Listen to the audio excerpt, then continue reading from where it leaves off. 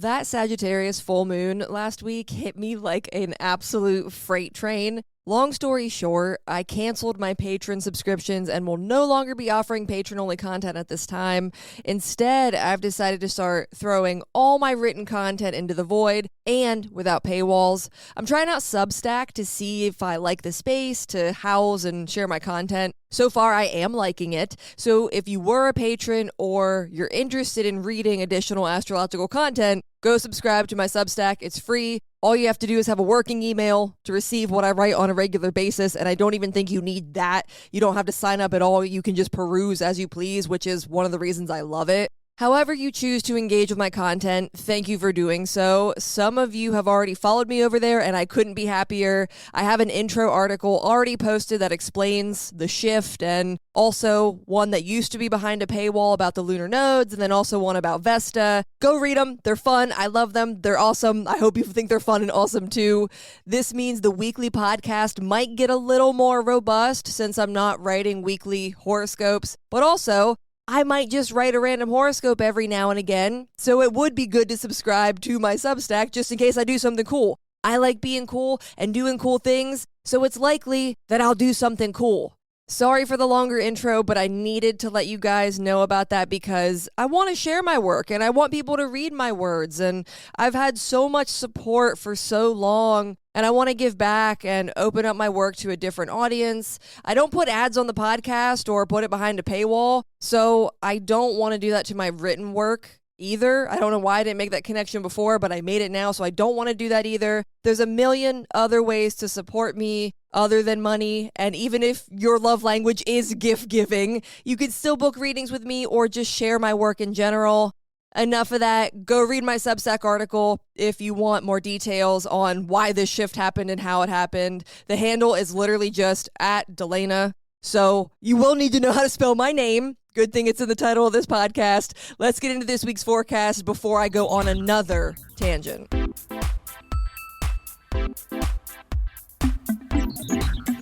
I feel like we're hitting a stride with Gemini season. The energy is evening out. We got a good mix of air, earth, fire, and water. Captain Planet would be proud. And if you don't know that reference, get off TikTok and go to your grandparents' house and watch some cable TV. We are leaning a little water heavy this week with 3 of the traditional planets in Cancer. That means that the realm of Cancer is getting a good bit of attention, especially because we still have both the Benefics there, but especially because the Benefics will reach a conjunction early this week. Venus is going to pass over Jupiter on Tuesday, June 9th. I cannot believe I'm saying June. It's here. Here we are. This conjunction is going to be one final big boosted boon that we get from Jupiter's exaltation in Cancer. Jupiter ingresses into Leo at the end of the month, so we got to make the most of this while it's still in Cancer. This benefic conjunction is going to light up the first part of the week and have us feeling like the realm of Cancer is a place of endless possibilities. And honestly, it kind of is. Jupiter was the ruler of that crazy full moon, that Sagittarius full moon we just had, and now Venus is hyping up Jupiter, so there's no limits to the realm of Cancer right now, and if I was you, I would keep it that way. Don't try to limit or push back against what's coming up within the realm of Cancer this week. You can't really stop it anyway because Venus and Jupiter are going to do what they want to do, so if you can't beat them, join them. The nature of what comes up will be either emotional or intuitive in nature, maybe a little bit of both. We're almost being forced, but in the most beneficial way, being forced to grow, move on, push ahead, and expand within the realm of Cancer. We're being pushed to take an opportunity to push past our emotional blockages and really harness something. Jupiter is throwing a lot of growth at us all at once, and Venus is co-signing on it with this conjunction. I started to feel these rumblings last week on the day of that full moon. I was freaking out all day that day. I felt like so much was being put into motion, and I couldn't keep up, and I was being pulled in 1,000 different directions. They were all awesome directions, but that doesn't make it any more comfortable or doesn't make it overwhelming. It's extremely overwhelming to have this much benefic energy. When you're being pushed and pulled by the riptide that is cardinal water, all you can do is swim. You have to keep moving. Cancer is a tough cookie. This energy is no joke, and it wants to do something big and benefic, and we have to let it. Cardinal water pushes ahead at all costs and without thinking. And I don't mean that in that it's like aimless or, oh, it's an airhead. No, it doesn't need to think. It intuitively knows where to go. You don't tell a river how to flow. A river doesn't need a map. A river just goes and pushes ahead. And that's what cardinal water is. It's a river that moves ahead without thinking because it doesn't need to think. The realm of Cancer is a raging river of beneficence right now, and we're just along for the ride. This is no lazy river. This is not the lazy river where we're chilling like villains. This is a raging benefic river. We either grab a raft and join in, or we get swept up and miss out on an opportunity to do something cool. And I love doing cool things. So don't miss out on this. Grab your raft and get on that raging river.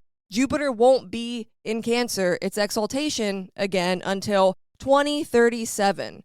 So we best use this last month to our advantage. It would be in our best interest to do that. Because while I'm painting a picture that this energy is happening to us, we also have the ability to grab hold of it and harness it for what it's opening up and presenting. Capitalize on this energy while it's here, especially while Venus is present, because it's only making this benefic energy that much sweeter and that much more potent.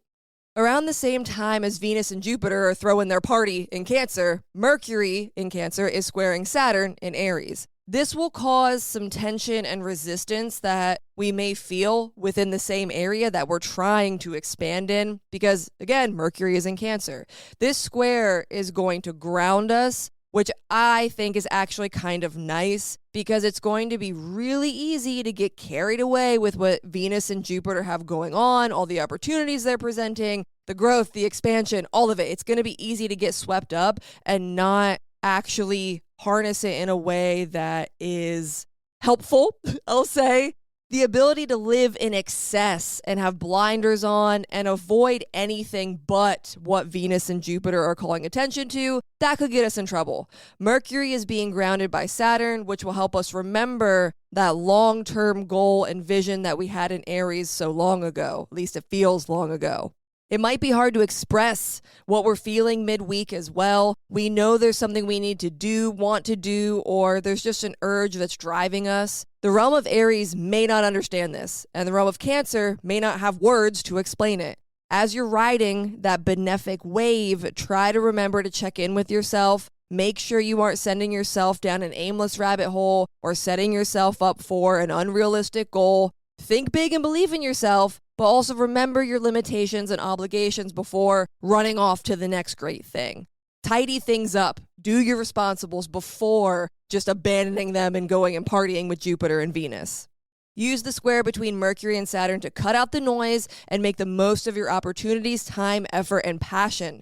Cancer and Aries can agree on goals and passion. So make sure your head and your heart are truly in alignment when making a big change or working towards a goal. We also need to realize that good things tend to not happen overnight. We know if Saturn is involved, there's going to be some long game that we have to play here, some patience that needs done. Despite what Venus and Jupiter would have us think in this situation, we do need to exercise temperance and patience to a degree. Saturn square is a reminder that our wins will be even sweeter if we remember to play the long game. Venus is definitely a major player this week, and it's not just because of that conjunction with Jupiter. On Saturday, June 13th, Venus ingresses into Leo. It passes Jupiter on by and leaves Cancer for good. Venus being in Leo is going to bring about some more warmth, some drama, some excitement to our lives. Our desire to be the center of attention and to immerse ourselves in our creativity will be seen within the realm of Leo. This is also a transit that's about sharing and generosity. As much as Leo likes a spotlight, it also uses that light to warm others and make people feel secure. This is fixed fire. My students know that I refer to Leo as a hearth, the fireplace. People gather around it to feel cozy, secure, and warm up after being out in the cold. Leo doesn't ask to be the center of attention any more than a fireplace asks you to sit near it. With Venus in Leo, we'll see that area of life warm up and a small fire begin to burn. This fire will get bigger towards the end of the month when Jupiter ingresses into Leo, but for now, we're going to begin building the fire and setting the stage with Venus's ingression.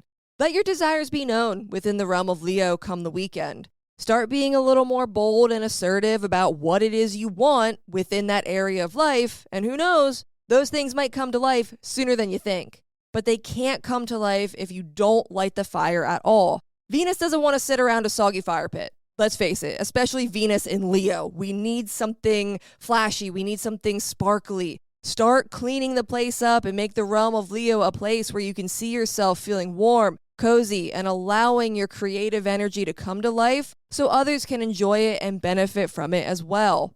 When Venus in Leo is happy, everyone wins. Light a fire in your heart this weekend that pertains to whatever area of life Leo rules for you. Venus will be transiting Leo until mid to early July. And for some of that, Jupiter will be co-present. They won't be near each other. One will be at the beginning of the degrees and one will be at the end of the degrees. But it's still important to set the stage and create the mood that you want to embody within this area of life for when Jupiter does get on the scene.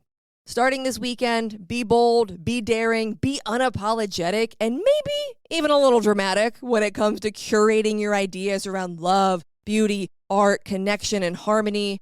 The house Venus is in for you will really dictate how this comes together once it ingresses into Leo. But regardless, you're needing to build a fire, and a fabulous one at that. Have a great week. Don't compromise your vision and let the benefic energy run wild. Mercury's going to do its best to keep us grounded with Saturn square. But honestly, even if we get a little carried away, I personally think that's better than trying to keep a lid on the goodness that's just itching to burst through the door right now. Go subscribe to my Substack. It's totally free. I'll meet you back here next week.